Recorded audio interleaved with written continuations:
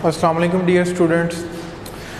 जैसा कि आप जानते हैं कि पिछले लेक्चर में हमने पढ़ा था working of homeostasis, control system के बारे में मैंने आपको बताया था। तो कंट्रोल सिस्टम किस तरह हमारी बॉडी में काम करता है वो मैंने आपको एक एग्जांपल दी थी और मैंने कंपेयर करके बताया था आपको फिज़िकल कंट्रोल सिस्टम और लिविंग कंट्रोल सिस्टम। तो आज का हमारा जो अगला टॉपिक है तो एक ही टॉपिक, कोई ख़ासा डिफरेंस भी नहीं है इनमें। तो मैं दोनों को अलग अलग करके आपको समझाया है ताकि थोड़ा आपको ज़्यादा अच्छे से डिटेल से समझ आ सके। आज हम बात करेंगे फीडबैक सिस्टम की कि फ़ीडबैक मैकेनिज़्म क्या चीज़ है होम्योस्टेसिस के अंदर। मैं फिर बता रहा हूँ, मैं कल भी बात की थी कि होम्योस्टेसिस, कंट्रोल सिस्टम और फीडबैक तीनों एक ही कैटेगरी में आ जाते हैं। मैं फिर रिपीट कर रहा हूँ, होम्योस्टेसिस, कंट्रोल सिस्टम और फीडबैक मैकेनिज़्म, ये तीनों एक ही कैटेगरी में आ जाते हैं। तो आज हमने ये देखना है कि फ़ीडबैक मैकेनिज़्म क्या है, कितनी तरह का है और किस तरह ये हमारी बॉडी में काम करता है। देखिए, इसके लिए पहले मैं लिखा हुआ है फीडबैक मैकेनिज़्म, इसकी डेफिनेशन लिखी है थोड़ी आसान वर्डिंग में। क्या है? When a product is controlled, when a product is controlled, let's suppose कोई रिएक्शन है, उसकी प्रोडक्ट बन रही है और उस प्रोडक्ट को कंट्रोल किया जाता है। किस तरह कंट्रोल किया जाता है? Bye it's on production. अब उसी की प्रोडक्शन ही उस प्रोडक्ट को कंट्रोल करेगी। It is called feedback mechanism. हम इस चीज़ को क्या नाम देंगे? ये फीडबैक मैकेनिज्म। अभी तो डेफिनेशन की आपको समझ नहीं आएगी, तो मैं एक एग्जांपल से आपको समझाता हूँ ये किस तरह है।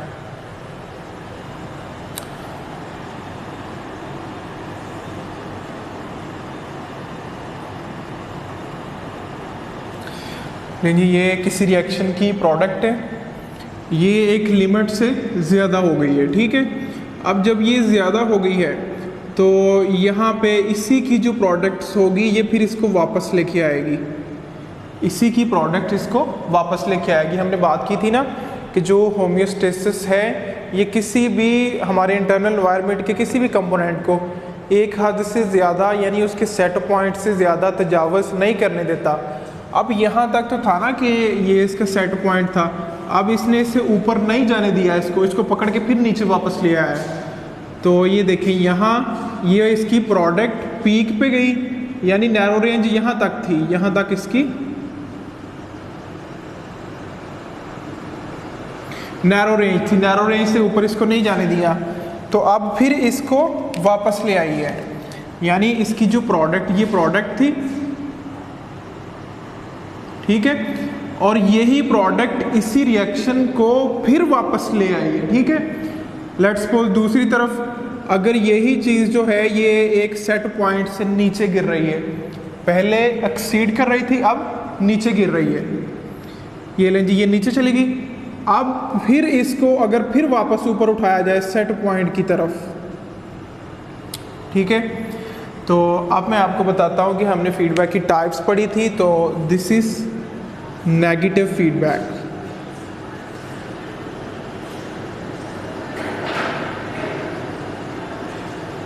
नेगेटिव फीडबैक, और ये फिर जो सेट पॉइंट की तरफ लेके जा रही है, ठीक है, जो ज़्यादा कर रही है, जो फिर प्रोडक्ट को ज़्यादा कर रही है, ये होगी हमारे पास पॉजिटिव फीडबैक, ठीक है। नेगेटिव फीडबैक का मतलब है कि उसने चेंजेस से अवे जाना है, चेंजेस के ऑपोजिट जाना है। मैं फिर रिपीट कर रहा हूँ कि जो नेगेटिव फीडबैक होगी उसने चेंजेस के ऑपोजिट जाना है। लेट्स सपोज चेंजेस तो इधर को जा रही थी ना, प्रोडक्ट्स के ऊपर को जा रही थी, लेकिन होम्योस्टेसिस एक मैकेनिज्म है कंट्रोल सिस्टम में। ये नेगेटिव फीडबैक क्या करेगी कि जहाँ नैरो रेंज होगी उस नैरो रेंज से ऊपर नहीं जाने देगी, बल्कि उसको पकड़ के फिर उसी सेट पॉइंट पे ले आएगी। ये हमारा सेट पॉइंट है।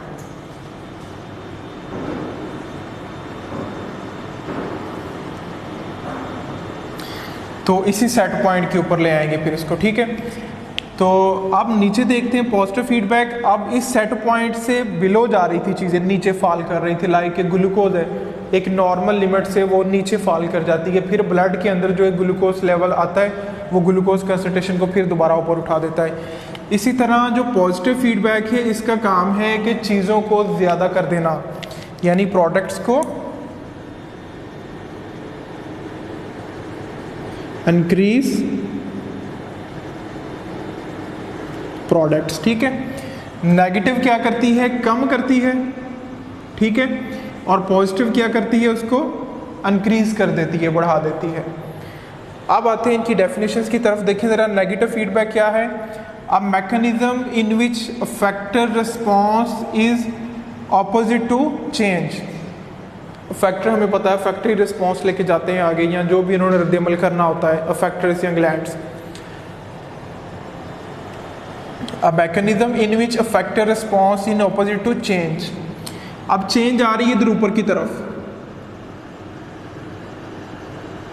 This is the direction of change, ठीक है। लेकिन नेगेटिव फीडबैक जो है उसकी डायरेक्शन बिल्कुल ऑपोजिट है किसके, चेंज के। चेंज ऊपर को है और ये नेगेटिव फीडबैक उस नैरो रेंज से उसको उठा के फिर नीचे उसी सेट पॉइंट के ऊपर ले आई है। समझ आ गई बात की। तो फिर देखें, a mechanism in which a factor response is opposite to change. ये फैक्टर का जो रिस्पॉन्स है चेंज के बिल्कुल ऑपोजिट है, नीचे की तरफ है। फिर देखें कि in negative feedback product decreases its own production. ले जी, अब देखें कि अगर इधर को प्रोडक्ट्स जो थे ऊपर को जा रहे थे, प्रोडक्ट्स ज़्यादा हो रहे थे ना, अब नेगेटिव फीडबैक ने क्या किया, यहाँ इस नैरो रेंज से इनको पकड़ के फिर दोबारा वापस उसी सेट पॉइंट के ऊपर ले आए, यानी प्रोडक्ट्स को ज़्यादा नहीं होने दिया। In negative feedback product decreases its own production, तो यहाँ से इस सेट पॉइंट से फिर उसको नीचे ले आए, ठीक है। ले जी इधर देखें, आपको समझाने के लिए, मज़ीद समझाने के लिए मैंने ये एग्जांपल दी है आपको। लाइक ए या बी बायोलॉजी के अंदर कोई कॉन्सेप्ट तो नहीं है, जैसे आपको समझाने के लिए कि ये मेरे पास एक मैकेनिज्म है, ठीक है, जिसमें ए से बी एक प्रोडक्ट बन रही है, ठीक है। अब इसी की ये जो प्रोडक्शन है,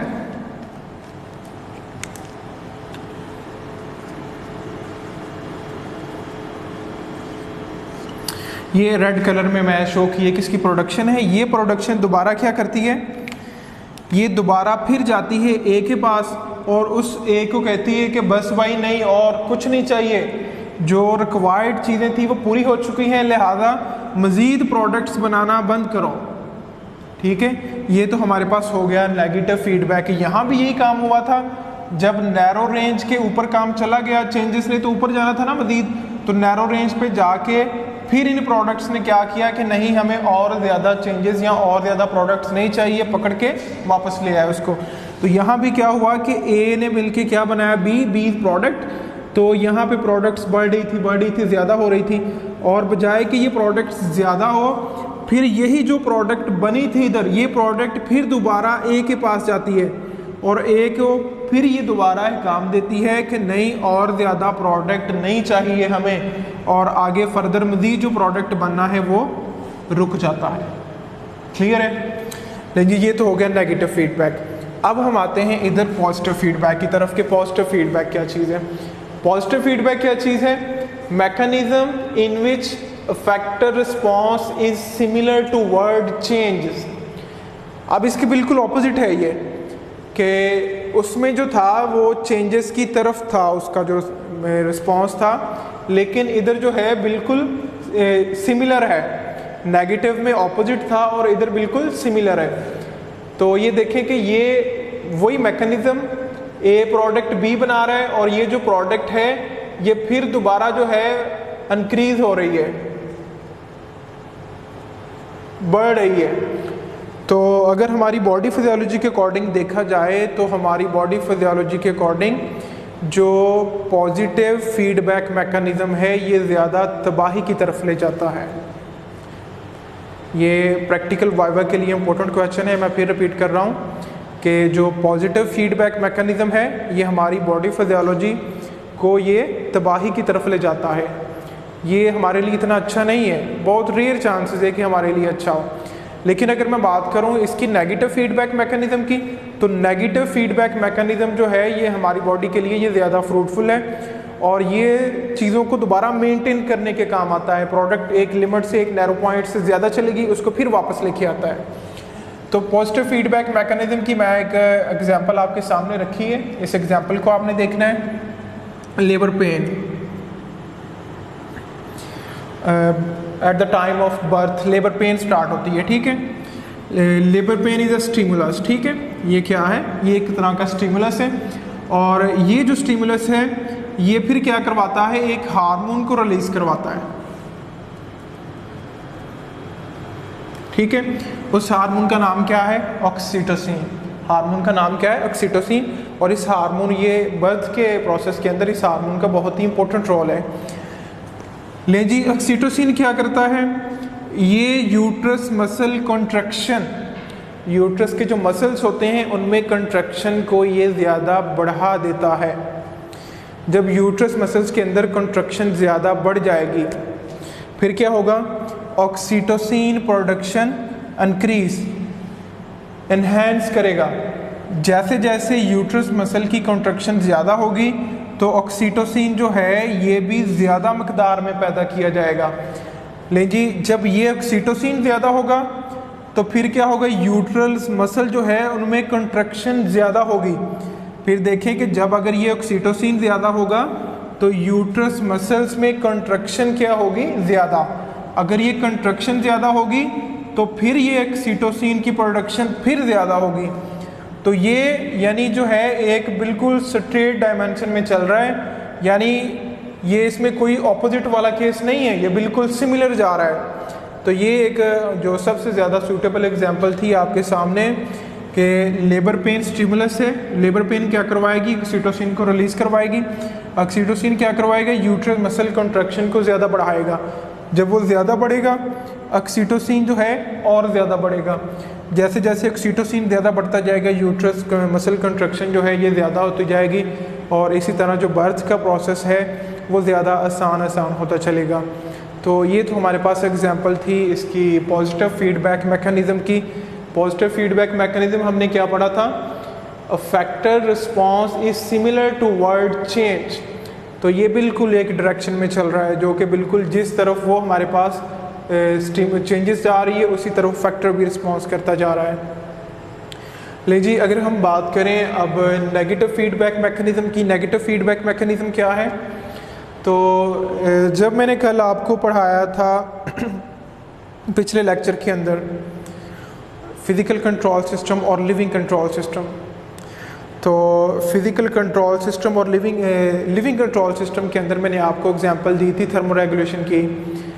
तो वहाँ भी हमने इसी तरह एक स्टिमुलस लिया था सर्दी का और मसल शेवरिंग हुई थी। वहाँ जो मसल्स थे वो थर्मोरेगुलेशन के मैकेनिज़्म को कंट्रोल कर रहे थे, यानी हीट इवॉल्व करवा रहे थे और वो जो हीट थी हमारे बॉडी जो होम्योस्टेसिस का मैकेनिज़्म उसको कंट्रोल कर रही थी। तो यहाँ भी मैंने इसी तरह की एक एग्जांपल दी है, लेकिन यहाँ मैंने मसल का रोल नहीं रखा, यहाँ मैंने किसी हार्मोन का रोल रखा हुआ है ताकि वो जो हमारा कॉन्सेप्ट था फैक्टर्स के अंदर दो चीज़ें आती हैं, एक मसल और दूसरा ग्लैंड्स। तो मसल की एग्जांपल मैंने पिछले लेक्चर में दे दी थी, तो इधर ग्लैंड की एग्जांपल भी देख लें आप।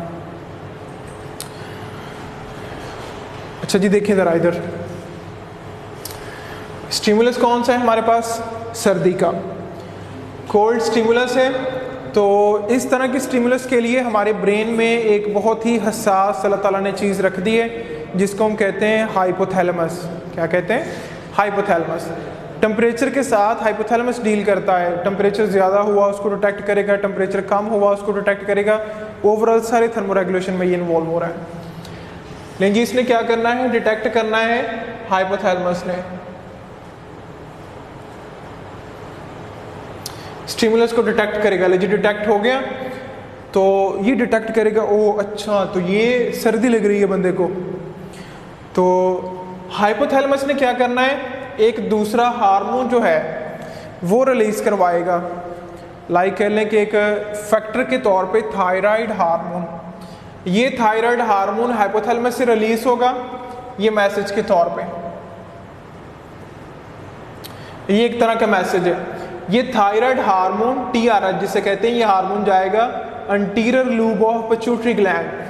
तो जो पिट्यूटरी ग्लैंड है, अगर आपने उसको पढ़ा हो तो उसके 3 हिस्से होते हैं हमारे पास, anterior lobe of pituitary gland, posterior lobe of pituitary gland और middle lobe of pituitary gland. तो पिट्यूटरी ग्लैंड सबसे बड़ा ग्लैंड है हमारी बॉडी में। इसी तरह मास्टर ग्लैंड भी कहते हैं इसको। इसका जो एंटीरियर लूब है, कौन सा? Anterior lube. एंटीरियर लूब में से फिर जो है एक हार्मोन रिलीज होगा, उस हार्मोन का नाम क्या है? Thyroid stimulating hormone. एक्चुअली ये हार्मोन जो है एक्ट करेगा फैक्टर के तौर पे, इसको आप यूँ कह लें कि एक रिलीजिंग फैक्टर के तौर पे जाएगा ये। मीन के रिलीजिंग फैक्टर के तौर पे किस तरह? इसने खुद डायरेक्ट जाके कोई जो है वो एक्शन नहीं करना, जो हमारी रिक्वायर्ड प्रोडक्ट है इसने खुद नहीं जाके बनानी, ये बजाते खुद किसी दूसरे ग्लैंड के पास जाएगा पैगाम लेके। किसके पास जाएगा? थायराइड ग्लैंड के पास। किसके पास जाएगा? Thyroid gland. ये यहाँ हमारे नेक के अंदर पड़ा होता है ये। तो ये थायराइड ग्लैंड क्या करेगा? थायरॉक्सिन हार्मोन, अच्छा सॉरी, ये थायराइड ग्लैंड ने क्या करना है? हमारे ब्लड के अंदर थायरॉक्सिन की कंसंट्रेशन को बढ़ा देना है। हमारे ब्लड के अंदर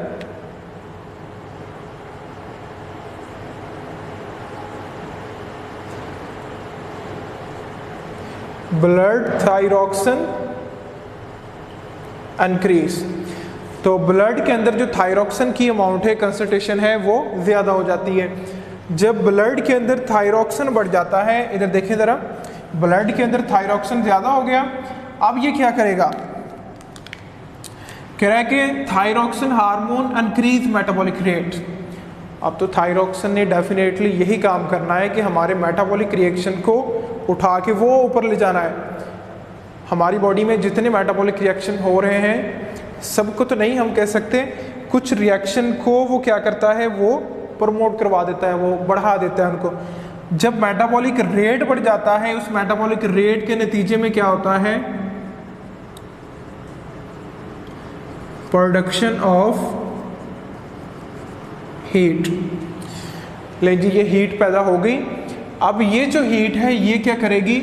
इसने वही काम करवाना है जो हमारा बॉडी टेम्परेचर ऑप्टिमम जो था वो 37 डिग्री सेल्सियस से नीचे गिर के लेट्स सपोज आ गया था 20 डिग्री सेल्सियस के ऊपर। सर्दी में बंदा बैठा था ना, तो सर्दियों में के अंदर मोस्टली जो है वो टेम्परेचर लेट्स सपोज बाहर एनवायरमेंटल जो है वो है सराउंडिंग में 20 डिग्री सेल्सियस। बंदा वहाँ बैठा है, उसको सर्दी लग रही है काफ़ी, लेकिन उसका जो बॉडी टेम्परेचर है वो नीचे गिर गया कहाँ? 20 डिग्री सेल्सियस के ऊपर। लें जी, अब इस सारे फीडबैक मैकेनिज्म पे ये एक तरह की फीडबैक मिली है उसको। इसमें क्या होगा कि ये सारे कंट्रोल सिस्टम के थ्रू ये थायरॉक्सिन जो होगा मेटाबॉलिक जो रेट ज़्यादा करेगा, उससे हीट प्रोड्यूस होगी। ये हीट क्या करेगी? यहाँ से फिर दोबारा इसको उठाएगी और कहाँ पे ले जाएगी? 37 डिग्री सेल्सियस के ऊपर। तो मैंने कहा था ना कि जो नेगेटिव फीडबैक है वो चेंजेस के ऑपोजिट चलता है। चेंजेस तो इधर को आ रही थी ना, यानी टेम्परेचर जो है वो नीचे गिर गया था, ये चेंजेस थी। हमारा जो ऑप्टिमम था ये 37 डिग्री सेल्सियस था, तो वो कहाँ पे आ गया? 20 पे। अब ये एक तरह का उसको फीडबैक मिला इंडिविजुअल को। उस फीडबैक के नतीजे में क्या हुआ कि 20 से फिर दोबारा उठ के कहाँ चला गया? 37 डिग्री सेल्सियस के ऊपर।